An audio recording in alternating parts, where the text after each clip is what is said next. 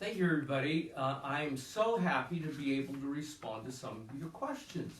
Some of them have been sent directly to us. Some of them appeared during the celebration of the Mass, and some of them have come in other means. And the good thing is, almost all of them were direct questions rather than, how do we put it, questions or things that are being pointed out to other people, like, did you see that? Okay. So thank you very much. I appreciate direct communication. Anybody who knows me knows that I really do enjoy questions, and I want to thank you very much. First of all, I made a decision at the beginning that I would not put into the Mass commentary and teaching and other kinds of things, because not everybody who is joining in with us at all of the liturgies, and when I say liturgies, of course, I mean the Mass and also Stations of the Cross and other devotions, such as the Rosary this week, that they will be able, by tuning into those, simply have their spiritual lives enriched. Let me explain to you a little bit why our tradition, our faith, is supposed to stimulate all 5 of the senses. And if I only do things which stimulate the ears for people who hear, I'm cutting out a lot of other people. And if you ever find yourself in a situation, whether it's called worship or whether it's called teaching or whatever, always ask yourself the question, how many of my senses were stimulated? Well, it's a little bit difficult to do all of that across the airwaves, isn't it? So when I use incense, I can't expect all of you to be able to smell it. Although my cousin got in touch with me the other day after viewing Benediction of the Blessed Sacrament, and he said there was so much smoke there I could smell it all the way back to Pennsylvania. So that was very nice. Appreciate that. I came from a place where there was a little sign inside the sacristy which said, when in doubt, smoke them out. So just a little bit of fun with you, that's all. But the questions are good ones. Some of you figured out one of them, and that was, somebody asked a question about a celebration of the Low Mass on this past Wednesday, the Feast of the Annunciation. And it's an interesting one because there are some who would say that concelebration is not an appropriate thing to do, first of all, and second of all, perhaps not appropriate at a low Mass. And, you know, for those who are technical, I would say I understand that. But we just ordained this past Saturday a wonderful man who is a military man, who is a recipient of the many awards, Purple Heart, who has had numerous concussions, and just as we hear it said that I bear the marks of the crucified, so he carries shrapnel with him all the time. And in the shrine where we were celebrating, he's also a tall man, by the way, genuflecting is terribly difficult, but the other thing is he had injured himself just 2 nights before. And there was concern that he might not be able to celebrate one of the canonical masses that would have been celebrated. And so I determined that because I am the guardian, I'm a guardian of the Shrine of Our Lady of Walsingham in Norwich in England, that I needed to celebrate, plus also because I am the local convener, if you will, of the Society of Mary. So I needed to celebrate that day. And I asked him if he would con-celebrate so that there would be technically the continuation of the canonical masses. That's what you call extraordinary. It's not done normally, but I was happy to be able, as a bishop, to say that we could do that. And that being said, he was able to go back home. He's made it back to the seminary in Wisconsin, the Schilderhaus, where he can live in the rhythm of what's going on there right now to deal with what we're having. Another question was asked, which is a really good one. Of course, they were all very good because they were your questions. But another one of them was, which liturgy do you use? And it's a very good question. I am 74 years old. And I was brought up in the tradition that you see that I'm celebrating here in my oratory / chapel, which I'll explain. And I was brought up on something called the Anglican Missal, which is the 1928 Book of Common Prayer with many, many beautiful additions that reflect the tradition of the Western Rite. And that's not the only missal that was produced. Another one is called, in particular, the American Missal, and another one's called the English Missal. And so at a very early age, I became accustomed to all three of those missals, all of which have slight differences. When I moved back to Texas after having been the Bishop of Quincy for 15 years, I was asked by the Bishop of Fort Worth if I would take care of a parish called St. Timothy's, which I then have been doing for years now, rather than just months. And I inherited a liturgy which was, how should we put it, 3 different sources. So it's not pure American Missal, although some of you might think it is, and it's certainly not pure 1928 prayer book, which some of you may say it is or it isn't. And it even has what I will call a few local circumstances in it. So technically, if you are very technical about liturgy, I am simply celebrating initially for the convenience of the people whom I'm serving in a parish, the liturgy that they are accustomed to. And all of you have been invited into that, and I'm sure you have found a few things that are a tiny bit different. But my primary responsibility is to take care of the people of the church called St. Timothy's, which is in Fort Worth, and I'm very honored to do so. So thanks for your patience.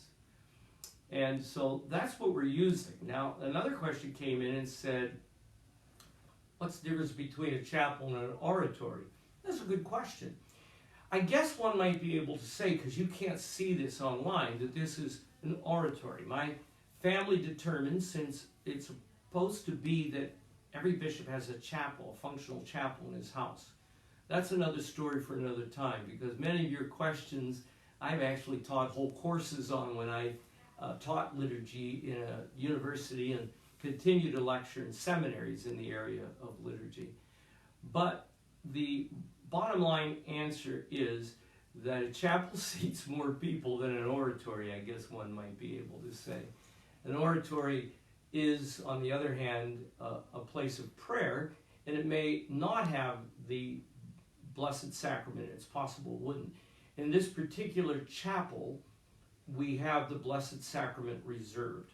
Once again, that's a long story as to how one could do it, who can permit it, and when it can be done.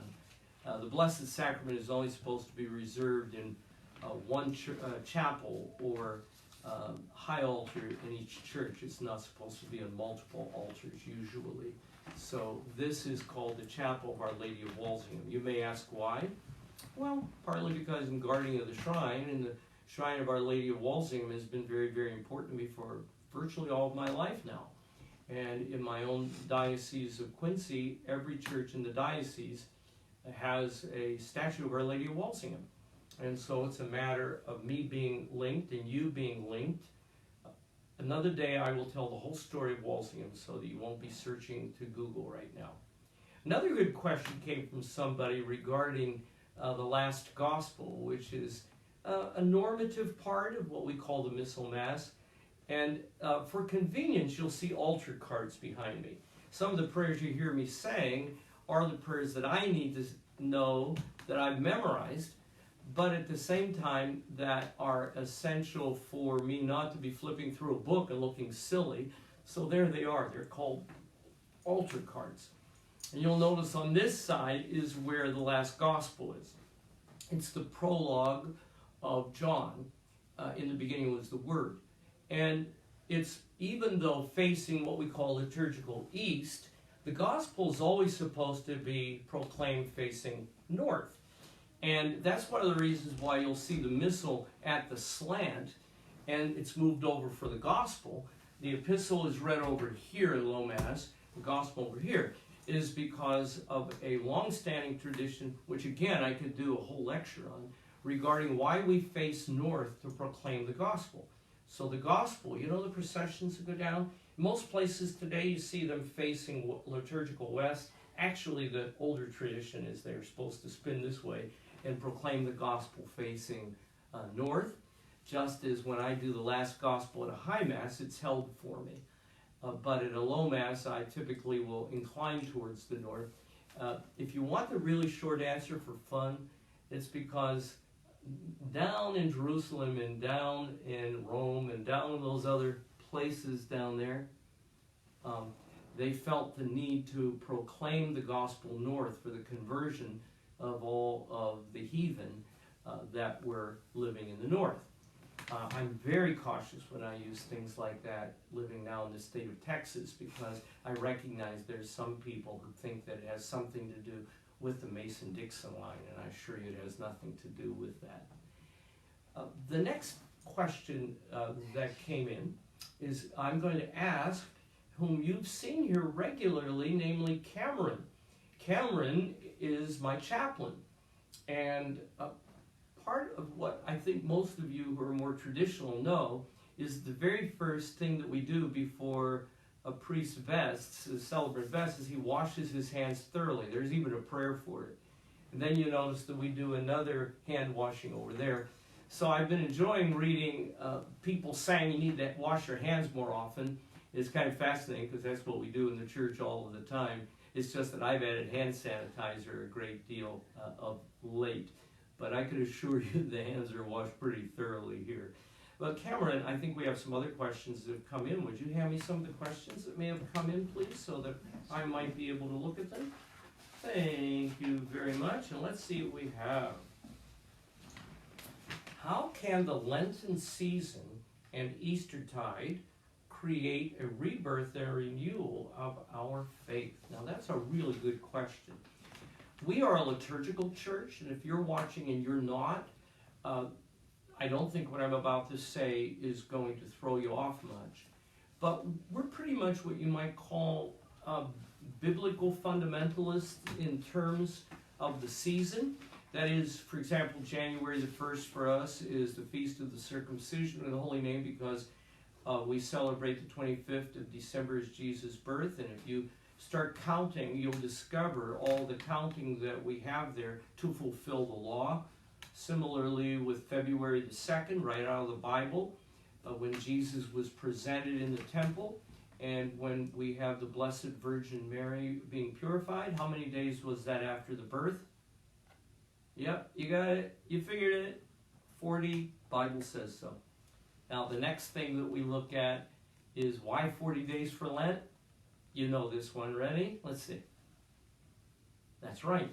The 3 temptations of Christ. He was in the wilderness for how long? 40 days and 40 nights. So that's our Lent. And so we track our Lord's life in particular as it comes to the point of crucifixion during those 40 days of Lent. And we have so many different kinds of customs and traditions built in to encourage people. Why? 5 senses again. Not just telling you, but you participating and having all 5 of your senses being stimulated. Now, if we can in fact take the Lenten season, and we can see that, unfortunately, you have to ignore the culture right now. Jesus did not rise from the dead on Good Friday. Don't pay attention to those signs that say, celebrate Easter with us on Friday, Saturday, and Sunday that you see in some places. I apologize in advance for that being on some churches. But what we have is clearly Friday is kept, and it should be kept with great respect. I'll say more about that when we get closer to Good Friday, about some of the observances that we keep on Good Friday. And Saturday, shouldn't be having parties on that Saturday because Jesus is in the tomb. So it is that when we get into Easter and He's risen from the dead, that's where we are, because right now everybody is feeling some kind of a death going on. Maybe it's a death of your job, a death of a schedule. I'm going to be saying more about that tonight at 7 o'clock in my address. when I talk about mourning. So tune in tonight, and I'll say more about the subject and how this question will inform my address. And other questions that came in. Why do you omit the creed and the general confession at these weekday masses? For a very good point. And if you tune in on Sunday morning at 9:30 or at 3 o'clock in the afternoon, 9:30 a.m., I will be celebrating at St. Timothy's. And by the way, that's Central Daylight Savings Time. And at 3 o'clock from the chapel, to be able to accommodate people who want live streaming a little later in the day and maybe who live in other time zones, because since we're averaging close to 1,000 people for some of these events, 1,500 for actually a couple of them, and we're averaging, I think, about 600 views a day. I recognize that some of the messages and the questions I'm getting are written in other languages, so I'm very grateful when they're in Greek and French and Spanish and Italian. I can do fairly well with them. I'm still working on a couple of languages that aren't quite as clear, which have some other letters to them. Oh, and we can work with Russian too, that's not a problem. So if you're from any of those countries and you want to write your questions in those languages, not a problem. We'll be happy to help in any way we can. But the creed is used for all Sundays and major days. It's not used at weekday masses because it's assumed that many people have said the creed already that day by saying morning and evening prayer, where the Apostles' Creed is said. I'm going to do a teaching on the daily office pretty soon too. And likewise, general confession, we use that on Sundays and major feast days, because those are days when we not only focus more particularly on it so that we can receive communion, but the reason I haven't done it during the weekday masses also is because none of you watching this are able to receive communion right now anyway. And so if you want just a little bit more, like the absolution, the general absolution, which I'm able to give, especially under these circumstances, please tune in on a Sunday morning or a major feast day. And for those who are accustomed to going to auricular or private confession, I'm sorry, I know that's more difficult for you, but many of you watching this want to make sure you're right with Jesus before you receive. And what you'll notice at the beginning of the Mass that we do here, we have what's called the Confiteor, which is, I'd like to think of as a tune-up in terms of confession for you, but also it's for those who are here present before we enter the sanctuary. Now, for us, you understand, what's behind the rail is called sanctuary. Where you sit on the other side of the rail is not the sanctuary, that's called the nave, unless you're in a church that has a lovely thing called a chancel, oftentimes where the choir will be seated. And if you go to English cathedrals, you'll see that it's more than just some people singing, that it has a real function. And so, why do I face north? I have handled that on the creed. Why do we only do the epistle and the gospel? Well, frankly, the idea of having 3 lessons at a Mass is a very old idea and a very new idea. We have enough instances of centuries ago where the Old Testament and the epistle and the gospel were used. But for a great deal of Western church history, it was only the epistle and gospel.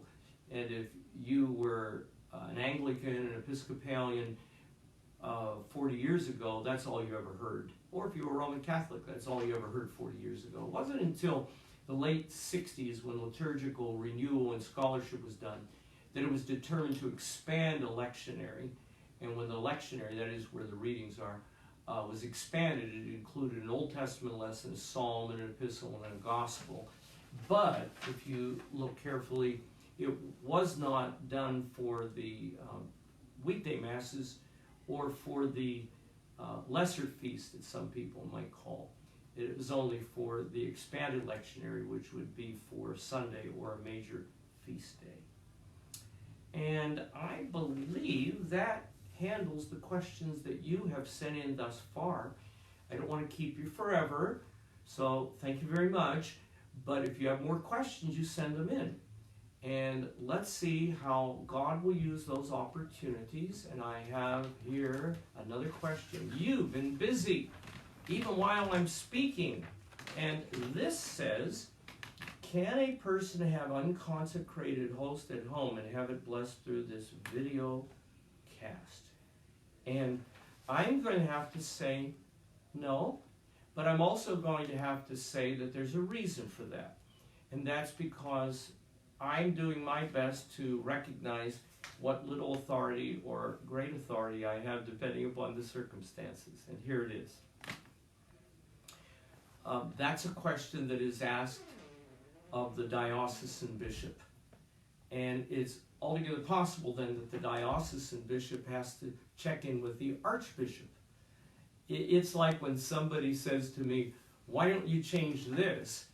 And I have to say to them, because you see, I don't have the authority to change that. It's like matters of the faith when people, oh, why don't you do this? Or why haven't you changed that? Because I don't have the authority. I'm only a bishop. And some people say, I thought that meant you had a lot more authority. Let me leave you with this. You know when most bishops get in trouble? It's when they don't know the difference between power and authority. May God bless you richly this day.